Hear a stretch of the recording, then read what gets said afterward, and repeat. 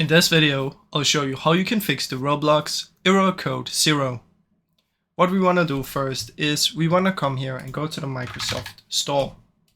So open this one up, and in here you want to head over to Library. Then you want to look for Roblox inside of the library and see if it has an update. So if Roblox in here has an update, you want to take the update just like this. Once you've done that, you can just close it down. Then we just quickly want to take the latest Windows update. And then what you want to do is come here and search for run, type in % local app data %, find your Roblox folder and delete this one. And then you want to go back to Microsoft Store and launch Roblox from the store. Now once you've done that, it will regenerate the folder and that might help fix the issue. Now if this doesn't work, I suggest you try and download Roblox from the web browser instead of the Microsoft Store.